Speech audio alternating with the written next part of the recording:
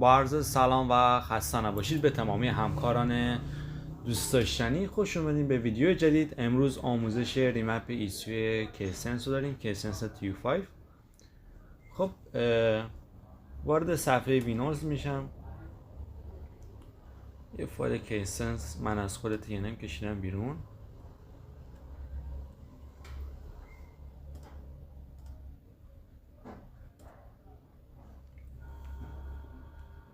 دوستانی که از ما میخوان مپلیس خریداری کنند، مپلیس ماشینای ایرانی، چینی و ماشینای هیوندا و کیا و جنسیس، اگر قصد خرید داشتن میتونن به آیدی ادمین که این زیر ویدیو واسهتون میذارم پیام بدید و برای خریدن اقدام کنید و ثبت سفارش کنید. قیمتاش هم کاملا مناسب گذاشتیم، آف هم گذاشتیم واسهتون که بتونید خریداری بکنید. خب میام داخل قسمت نمای دو بعدی. دوستان جداول زیادی هستن داخل کیسنس، فقط اونایی که نیاز به تغییر هستن و تاثیرگذار هستن من به شما میگم. اون جداولی که نیاز به تغییرات نداره یا اصلا هیچ تأثیری روی خودرو نداره، اونا رو براتون نمیگیرم که زمان ویدیو زیاد طولانی نباشه. خب با کلید فرکت میکنم رو به جلو.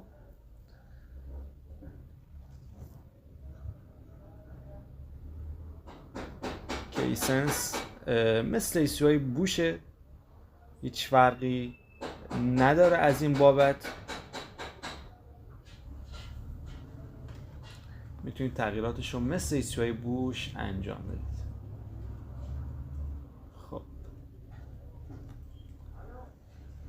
با کلید که حرکت میکنم رو به جلو، دونه دونه جدول رو میبینم. اونایی که نیاز هستن رو تغییر میدم، اونایی که نیاز نیست رو دست نمیزنم. جدول 12x16 لامدا دارید. این نمای دو بعدیش هست، نمای تکستش هم بهتون نشون بدم. جدولتون 8 بیتیه و 12x16 هستش. خب برای انتخاب جدولتون هم از 128 شروع میشه تا عدد پایین سمت راست 095. کلید کار کیبورد میزنم. خب جدولمو 12x16 میکنم. این جدول منه. خب بعد از اینکه جدول 12x16 کردم، شما فقط این ناحیه رو که من میگم شما نیاز دارید تغییرات روش انجام بدید. خب این ناحیه رو فقط میتونید دست بزنید. دقت بفرمایید که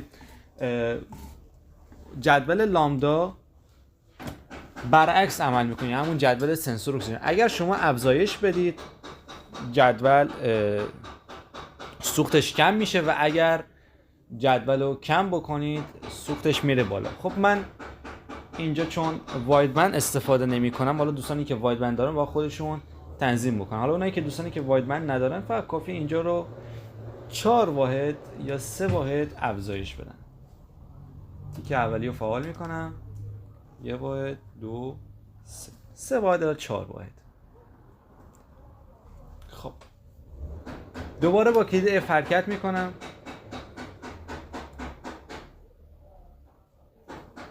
خب جدولی که واسم میاره یه جدول جرقه من هستش. جدولم هم 11x16 هستش. این نمای دو بعدیشه.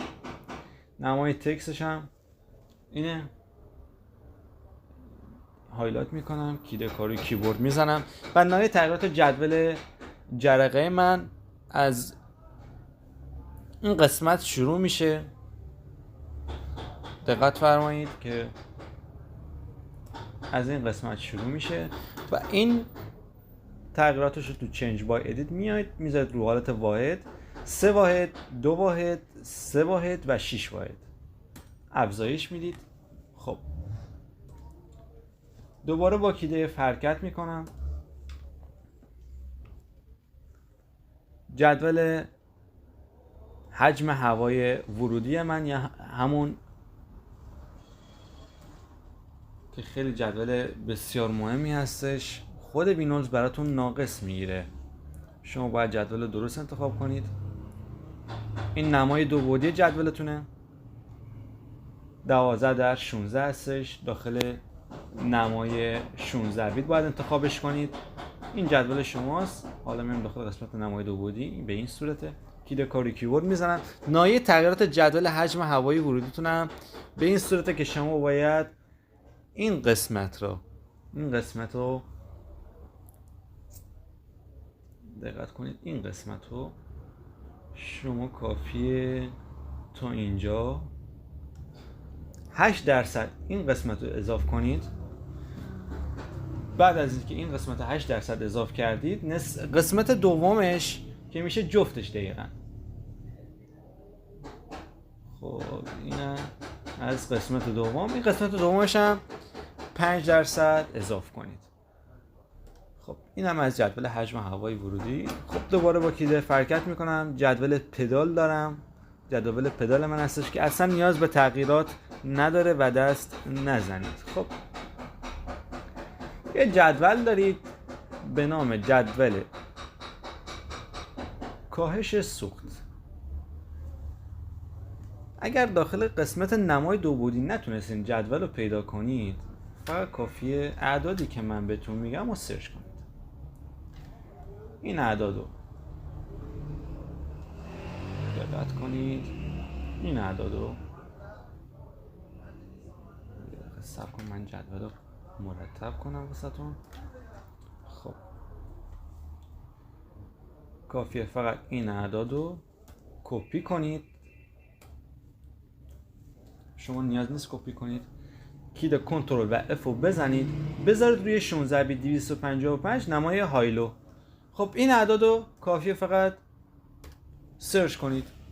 128 و تمام این اعدادو که سرچ کردید، شما فقط با یه جدول روبرو میشید که جدول مربوط میشه به کاهش مصرف سوخت یا همون میانگین سوخت پاشش خود انجکتورها، که اگر خواستید مصرف رو کم بکنید، ماشین اومد براتون مصرفش زیاده و داخل دیاگ مشاهده میکنید که مصرفش بیش از حده، شما میتونید این جدول رو بگیرید، تمام جدول رو بگیرید و 7 واحد کم بکن.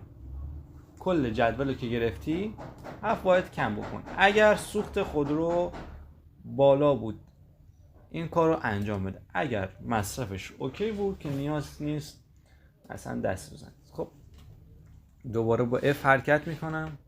جدول اینجا جدول کوئل منه. نمای دو بعدیش میبینید به این صورت. میام داخل قسمت نمای تکست و اعدادمو مرتب میکنم و هایلایت میکنم. جدولم 16/16 است. نمای تغییراتش هم به این صورت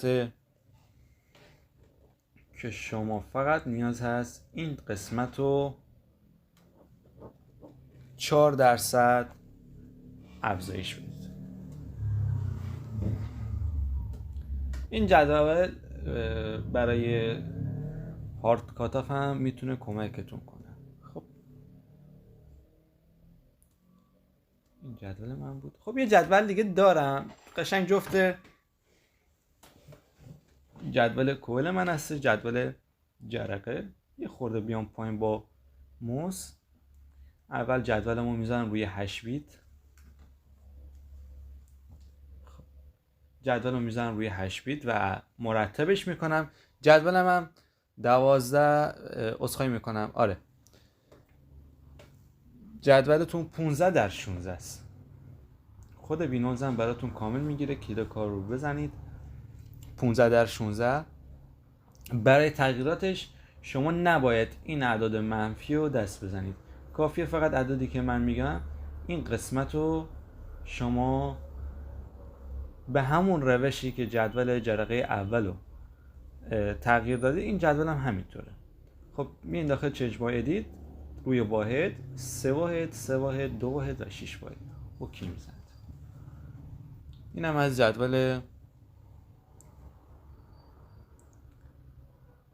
جرقه. خب دوباره میانم داخل قسمت نمای دو بعدی با کلید F حرکت میکنم. جدولی جا نذاشتم. یه جدول دارید، جدول پدال خطی.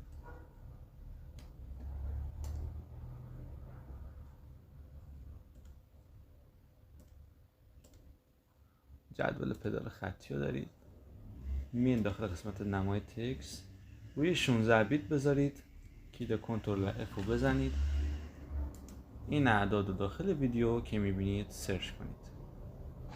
دقت کنید این اعداد رو سرچ کنید. بعد از اینکه این اعداد رو سرچ کردید شما با یک جدول روبرو میشید که مربوط میشه به جدول پدال خطی، همون دریچه.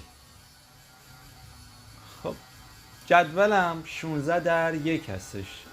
خب اینجا رو تبدیل میکنم به 16. اعداد رو دوباره مرتب میکنم. این قسمت رو که میبینید دقت بکنید، این قسمت رو که هایلایت کردیم کلید کار رو میزنم و تغییراتش رو انجام میدم. خب شما میتونید یه کار دیگه انجام بدید. اگر نخواستید که با این ترفند تغییرات روش انجام بدید، این کاری که من میگم رو انجام بدید. اعداد بالا هر چقدر که بودن و اینجایی که من هایلایت میکنم واسهتون رو دقت کنید، این اعداد بالا رو روی خط دوم کپی کنید به این حالت.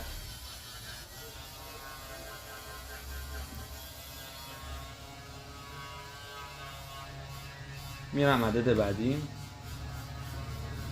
قشنگ این خط کامل، دقت کنید این خط کامل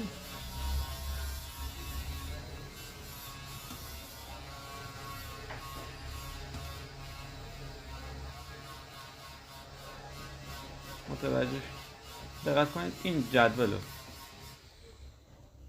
خط بالا رو بگیرید و روی خط دوم کپی کنید، یکی یکی هم اعدادش رو بنویسید. خیلی راحت، یکم زمان بره ولی نتیجه خیلی خوبی از پدالتون میگیرید. یه خورده حوصله بذارید یه نتیجه خوبی میگیرید. تمام این اعداد رو همینطور کپی میکنید، اعداد بالا رو پایین همینطور تا اینجا، تا اینجا کارش انجام میدید. دیگه بیشتر از این نمیخواد کاری انجام بدید. خب تمام آموزش ها رو گفتیم، جدول دیگه ای نموند. برای کاتاف و کاتاف رگباری هم این زیر کامنت بذارید که من ویدیوی کاتاف و کاتاف رگباری و جدول دمای آب براتون آپلود کنم. امیدوارم تا اینجای ویدیو بسیار مفید باشه. دوستان حتما لایک و کامنت بذارید و این ویدیو رو برای همکاراتون ارسال کنید. موفق و مؤید باشید.